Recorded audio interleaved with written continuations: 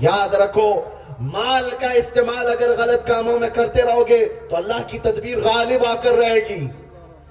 کتنے ایسے ہم نے دیکھے پھنسانے کے لیے لوگوں کو مال کا استعمال رشوت دے دے کر کے پکڑوانا, جا کر کے پولیس کو پیسہ دے دو, اس کو پیسہ دے دو, اس کو پیسہ دو, دنیا بھر کی رشوت دے گا. ارے غریب کے لیے ایک روٹی نہیں دے سکتا ہوا, وہ ایک لقمہ نہیں کھلا سکتا. مال کا غلط استعمال کرنے والا ظالم. اور اسی لیے اللہ کے نبی صلی اللہ علیہ وسلم نے فرمایا, آپ سب بھی سن لو, اگر کوئی ایسے کاموں میں ملوث ہے تو توبہ کر لے.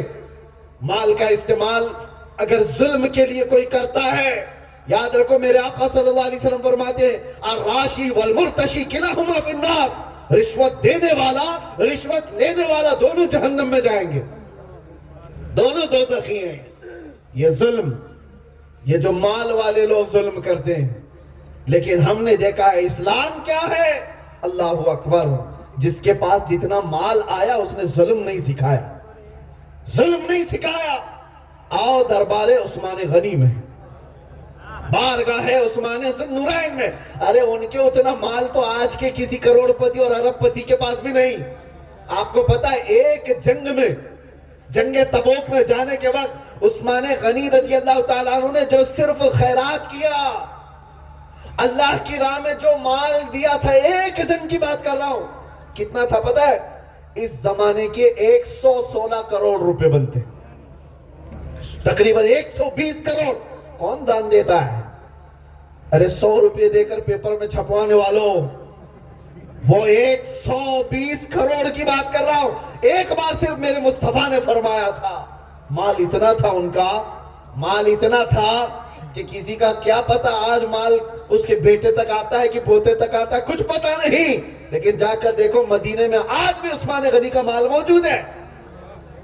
آج بھی ان کی وقت, ان کے تمام مال کی جائیداد کی چیزیں مدینے کی میونسپلٹی, وہاں کی بلدیہ اس کو مینٹین کرتی آ رہی ہے. 1400 سالوں سے اللہ نے جس کا مال محفوظ رکھا ہے, اس عثمان غنی کی بات کر رہا ہوں. مال آیا تھا تو غلط استعمال نہیں کیا, کیونکہ اتنا مال تھا وہ چاہتے تو مدینے کے سارے یہودیوں کو خرید لیتے, یا تو پھر باہر کے گنڈے لا کر کے ان کو پٹوا دیتے.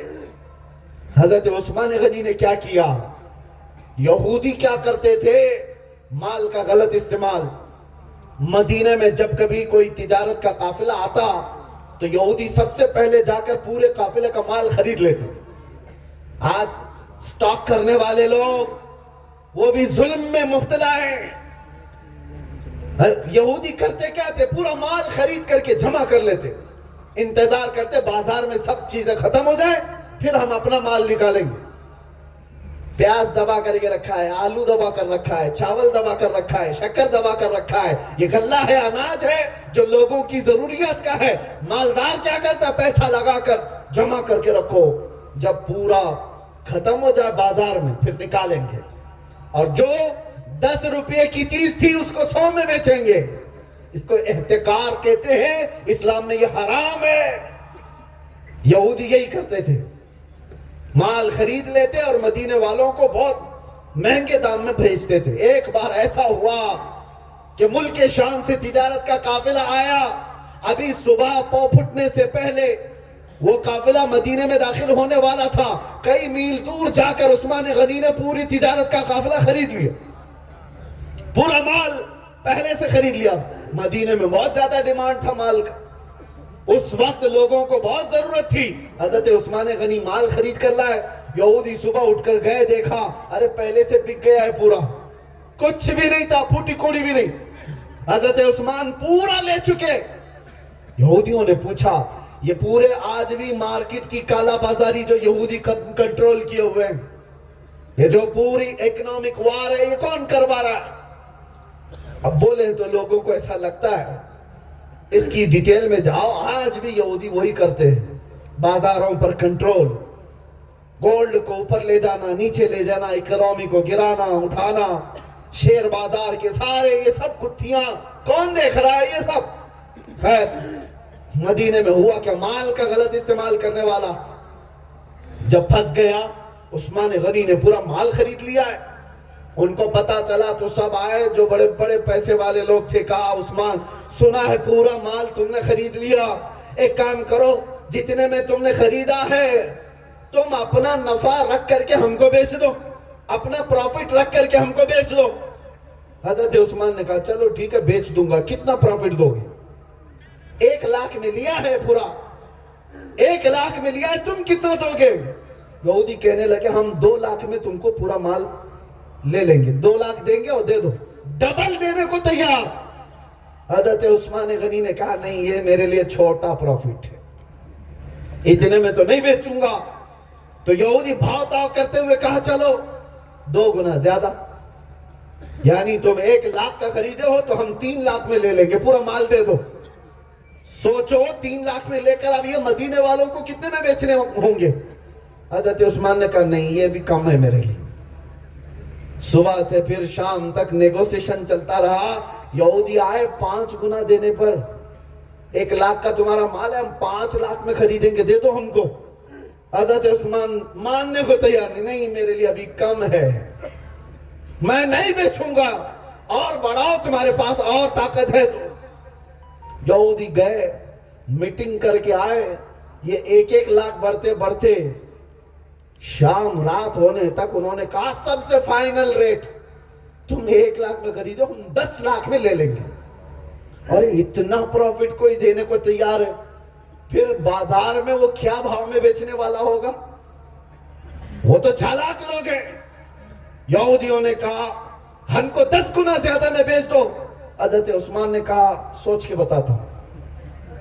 اس کے بعد پھر ان لوگوں نے اپنے قاصد بھیجے تو حضرت عثمان نے کہا نہیں مجھے کم لگ رہا ہے، اگر اور بڑھا سکتے ہو۔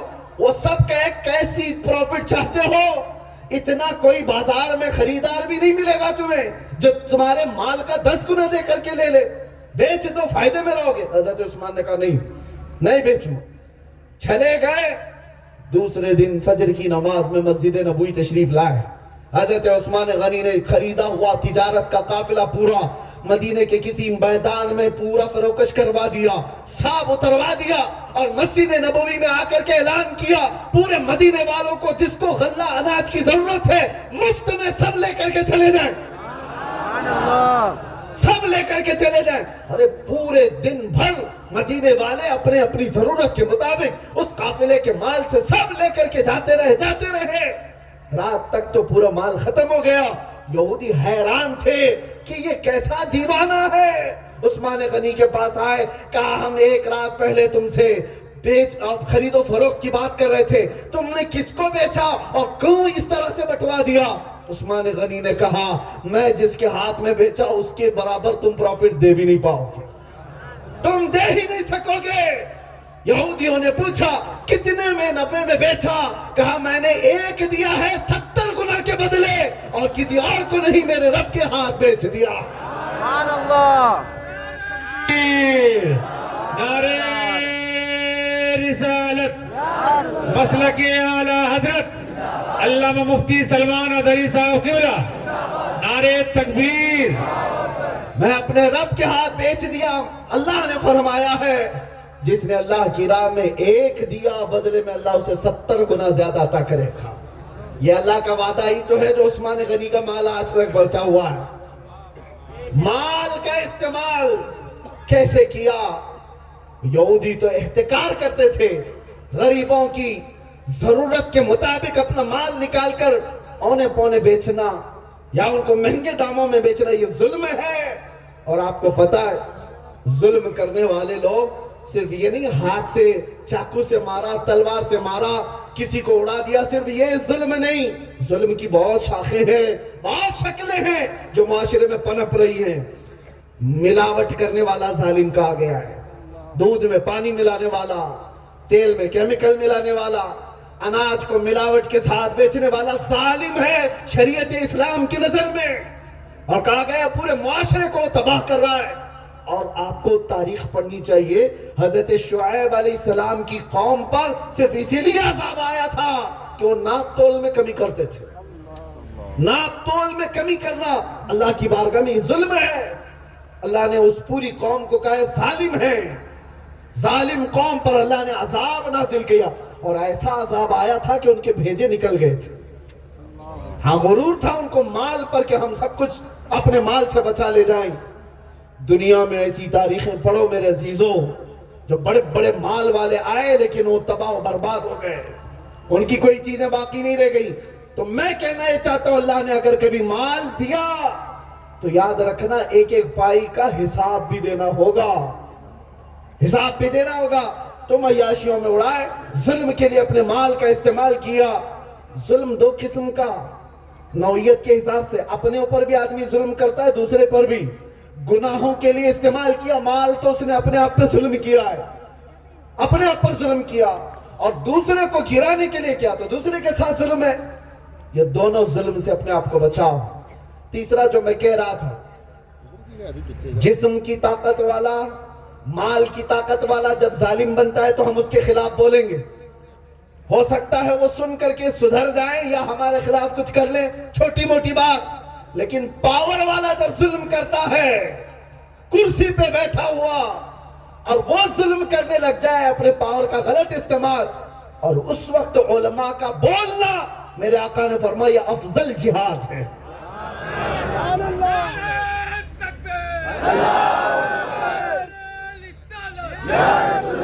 اللہ کے حبیب صلی اللہ تعالیٰ علیہ وسلم فرماتے ہیں ان افضل الجہاد کلمت حق عند السلطان الجائر.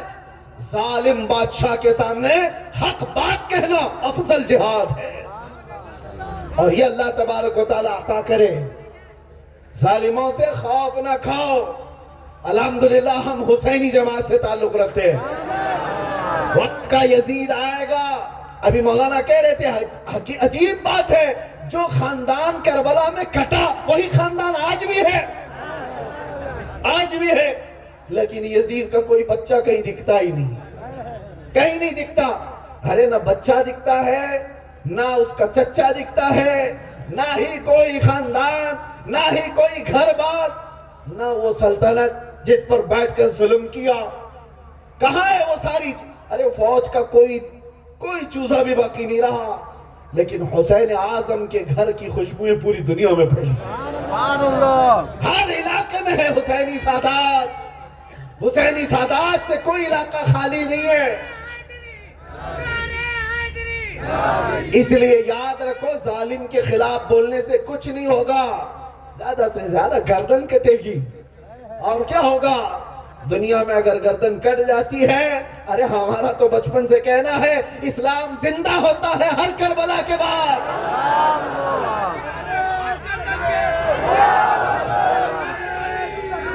اللہ.